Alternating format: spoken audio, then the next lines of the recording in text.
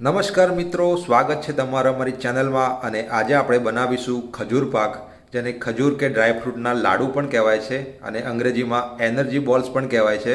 આ એક શક્તિવર્ધક વાનગી છે, તો એને બનાવવાની શરૂઆત કરીએ.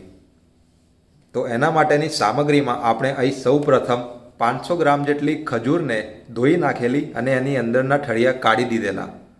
ત્યારબાદ થોડું કોપરાનું છીણ લીધું છે, થોડું ઘી લીધું છે જે જરૂર પ્રમાણે નાખીશું. ત્યારબાદ સમારેલા કાજુના ટુકડા છે, સમારેલા પિસ્તાના ટુકડા અને સમારેલી બદામના ટુકડા લીધા છે. તો સૌપ્રથમ આપણે એક પેનમાં 2 ચમચી જેટલું ઘી લઈશું અને એને ગરમ થવા દઈશું.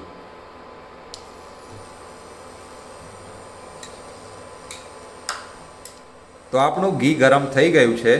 તો એની અંદર આપણે સૌપ્રથમ સમારેલી બદામના ટુકડા નાખી દઈશું.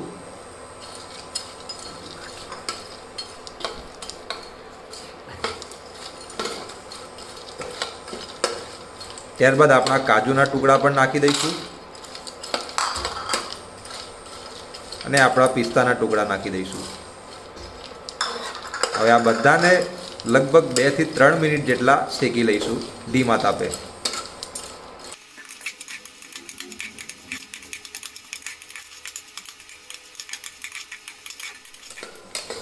તો આપણે અહીં આપણા ડ્રાયફ્રૂટને ઘીમાં 3 મિનિટ જેટલા શેકી લીધા છે. તો હવે એને આપણે સ્ટવ પરથી ઉતારી લઈશું અને તેને એક થાળીમાં કાઢી લઈશું.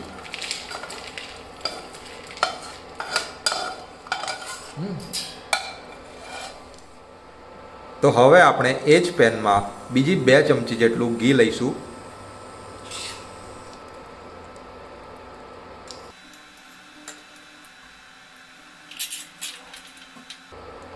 અને એની અંદર આપણે ઠળિયા કાઢીને સાફ કરેલી ખજૂર નાખી દઈશું.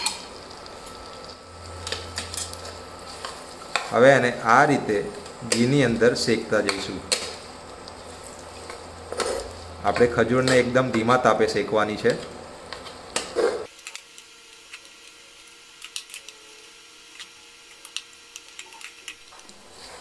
તો મિત્રો, આપણે અહીં ખજૂરને લગભગ 5 મિનિટ જેટલી ધીમા તાપે આ રીતે ઘીમાં શેકી લીધી છે અને તમે જોઈ શકો છો એકદમ પોચી પણ થઈ ગઈ છે. તો હવે આપણે એને સગડી પરથી નીચે ઉતારી લઈશું. તો હવે આપણે એની અંદર આપણા જે ઘીમાં ડ્રાયફ્રૂટ શેકેલા એ નાખી દઈશું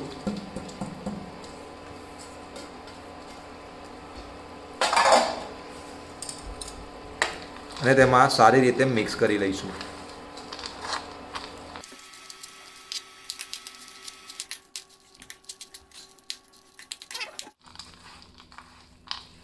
ત્યારબાદ હવે આપણું કોપરાનું છીણ નાખી દઈશું અને એને પણ મિક્સ કરી લઈશું.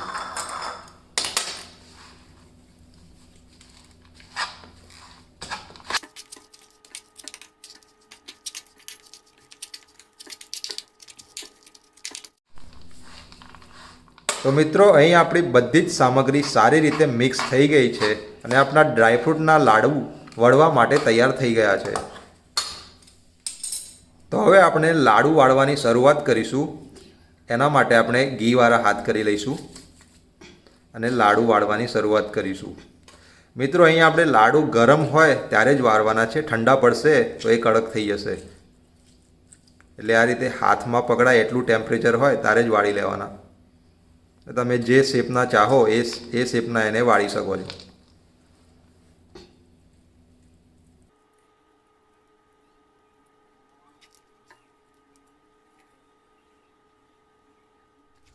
તો મિત્રો, આપણા બધા જ ખજૂર અને ડ્રાયફ્રૂટના લાડુ એટલે કે આપણો ખજૂર પાક તૈયાર છે.